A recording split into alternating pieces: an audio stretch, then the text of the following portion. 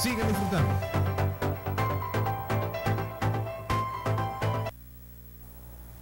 Bien amigos, continuamos con más de Zulia por Dentro. El día de hoy, Leonardo Fernández es mi invitado. Estamos hablando sobre la creación de la ordenanza del Consejo de Seguridad Ciudadana. En este sentido, para continuar con la entrevista, en lo que respecta a los enfrentamientos que ha tenido los cuerpos de seguridad del Estado con el AMPA, ¿cómo ha sido el número de esos enfrentamientos?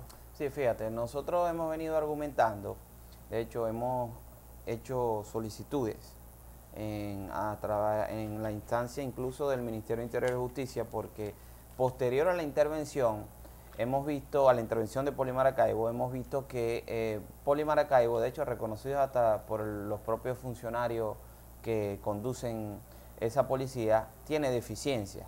Ahora, esa deficiencia nosotros la contrastamos con algunas cifras que recogemos, por ejemplo, en los enfrentamientos, como tú decías. En el mes de junio hubo más de 70 enfrentamientos. Ahora, hacemos un cuadro comparativo de que los otros cuerpos policiales, como por ejemplo el CID-CPC, la Policía del Estado Zulia, tienen mucho más enfrentamientos, claro, tienen más funcionarios. Ahora, hay una comparación bien concreta con lo que es Poli San Francisco y Maracaibo. Poli San Francisco en junio tuvo alrededor de 13 enfrentamientos y Poli Maracaibo un solo enfrentamiento. Es decir, la lógica indica que si no hay enfrentamiento, quiere decir que no hay tantas patrullas y tantos funcionarios custodiando la seguridad ciudadana. Ahora, yo quisiera que me responda algún directivo de Poli Maracaibo si estamos diciendo mentiras o estamos diciendo verdad a la población maravina. Ahora, hay otra cifra, hay otra arista que nosotros siempre presentamos a la ciudadanía, como por ejemplo lo que es el tema del transporte público. Nosotros pudiéramos decir que van más de 900, están ocurriendo 900 asaltos en todo el Zulia a carritos por puesto. Es decir, alrededor del 50% de estos asaltos ocurren en las 5 parroquias de la zona oeste: Luis Hurtado Higuera, Venancio Pulgar, Antonio Boja Romero. Eso no escapa a algunos delitos que se cometen en estas zonas del norte y del este de la ciudad. Ahora, nosotros queremos decir de que la seguridad sí tiene solución.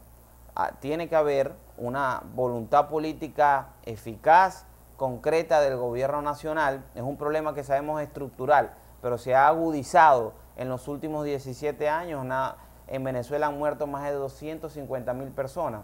En Colombia, con el conflicto entre la guerrilla y el conflicto ese irregular que hay, han caído 170.000 personas. Si tú comparas esa cifra en la historia con los 250.000 venezolanos que han caído, o los comparas con la guerra por ejemplo, de Afganistán, que han muerto alrededor de 150.000 personas, nos damos cuenta de que los venezolanos nos hemos acostumbrado a vivir encerrados en nuestras casas, pero cuando hemos tenido la oportunidad de viajar a Colombia o a otro país a visitar, vemos cómo la gente camina tranquila en una plaza pública, vemos cómo la gente disfruta de la vida en plenitud. Y eso es lo que nosotros estamos apostando para que llegue para Venezuela. Sabemos que la gente está rechazando en su mayoría, quienes nos están gobernando en el país. Estamos trabajando por un país de los servicios públicos y un país seguro. Así es. La materia de inseguridad es uno de los problemas más importantes, que más nos aqueja como sociedad. En este sentido, ¿qué tipo de homicidio o qué tipo de crímenes o qué actos de violencia son más consecuentes acá en el Estado y cuáles han sido los que han tomado mayor capacidad acá en la entidad? Sí, fíjate, en nuestras investigaciones hemos notado de que los cadáveres carbonizados se vienen incrementando. Recordemos que desde que llegamos hace 2 años y medio, en las primeras investigaciones que hicimos no veíamos ese delito como que venía tomando fuerza, que si más no recuerdo está entre 10 y 15 cadáveres encontramos en las morgues, pues recogemos en los medios de comunicación que se están dando en Venezuela. Es decir, ahí vemos una descomposición social a llegar a esos límites extremos. Pues cualquier persona que mate a una persona que está culpado por la ley, no queremos hacer la apología del delito, eso es muy importante porque lo prohíbe la Constitución. Pero otro crimen que nos llama la atención es la ejecución de mujeres.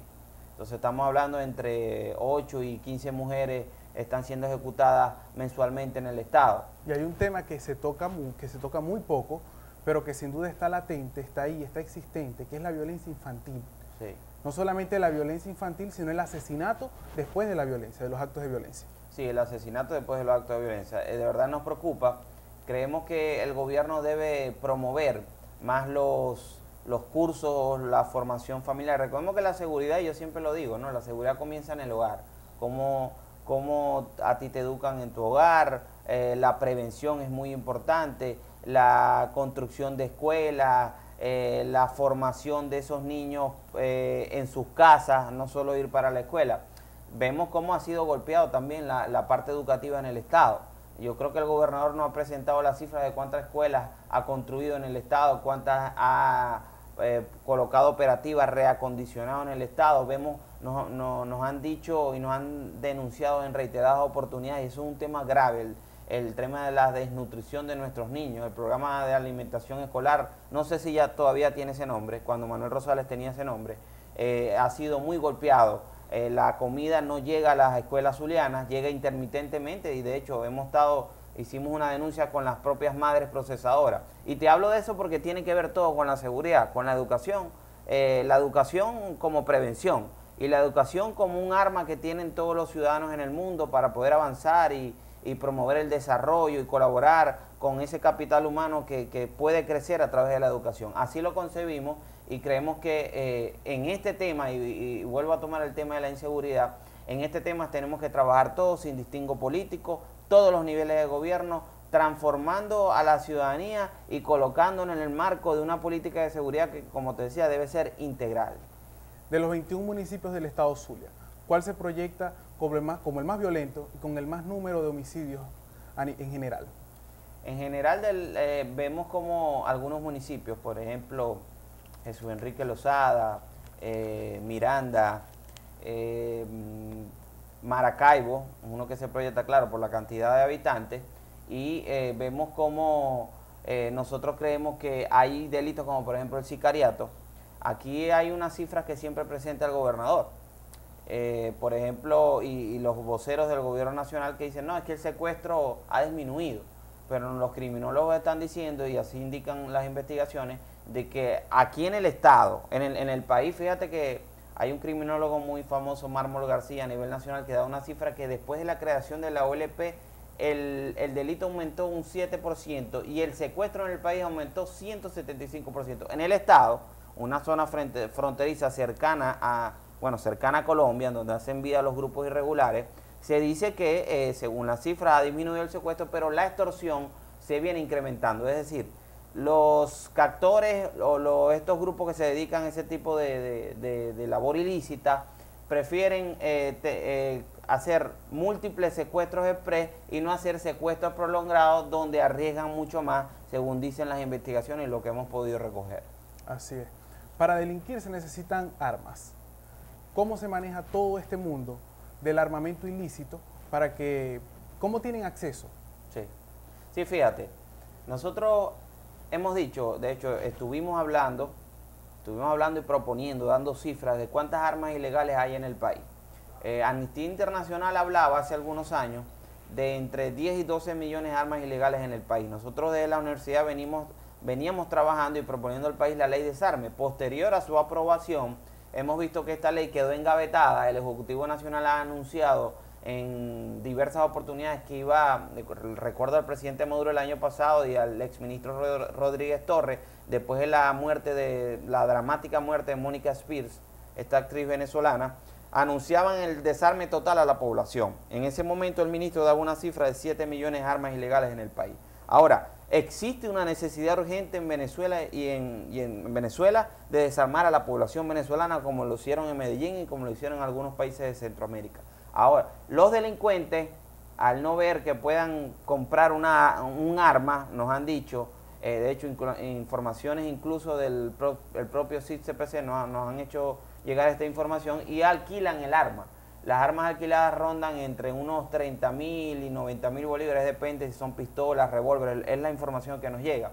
Es lamentable de que la gente y los delincuentes recurran a ese tipo de de acto ilícito, porque es penado en la Constitución, y creemos que el rescate de esos grupos irregulares que están inmersos en distintos actos delictivos los debe hacer el Estado, pero no con un planteamiento absurdo como por ejemplo te doy canjear una beca estudiantil, canjear cualquier beneficio económico por el arma. Los criminólogos dicen en estas zonas de paz que ha creado el gobierno nacional, que fue una especie de encuentro entre el Estado y la delincuencia, de que los delincuentes no tienen palabra, y si no tienen palabra, el Estado y quienes promueven la seguridad no deberían confiar en ese tipo de delincuentes. Es decir, nosotros estamos seguros que si comenzamos por el desarme de la población venezolana, como te decía, como lo han hecho en otros países, nosotros creemos que podríamos avanzar muchísimo más. Un Estado no sin armas, un Estado que garantice que las armas estén en manos de los policías y no en manos de los delincuentes. Así es, un mensaje final para toda nuestra audiencia. El mensaje final es que nosotros del Consejo Municipal, la unidad, está trabajando en función de un país distinto, un país, y siempre digo esto, donde se garanticen los servicios públicos, el agua, la electricidad, donde el poder adquisitivo y la economía se rescate y el poder adquisitivo le valga a los ciudadanos, donde el dinero sea invertido en función de las reivindicaciones que son solicitadas por la gente. Un país seguro es lo que merecemos los venezolanos, como lo garantiza la Constitución, donde ese derecho sagrado, universal, y ese precepto de Constitución, como es el derecho a la vida, nosotros tenemos que seguir diciendo, y no nos cansaremos de repetirlo hasta la saciedad, se debe respetar, y el Estado tiene la responsabilidad, la competencia de garantizar eso. Y ahora, desde el Consejo Municipal, con la creación de esta ordenanza, los ciudadanos también somos corresponsables en discutir hacia dónde van los fondos públicos en materia de seguridad en el municipio. Muchas gracias, Gracias Leonardo a ti. Fernández, mi invitado del día de hoy. Bien, amigos, con esto vamos a una pausa, ya regresamos con más de Zulia por Dentro. Ya regresamos.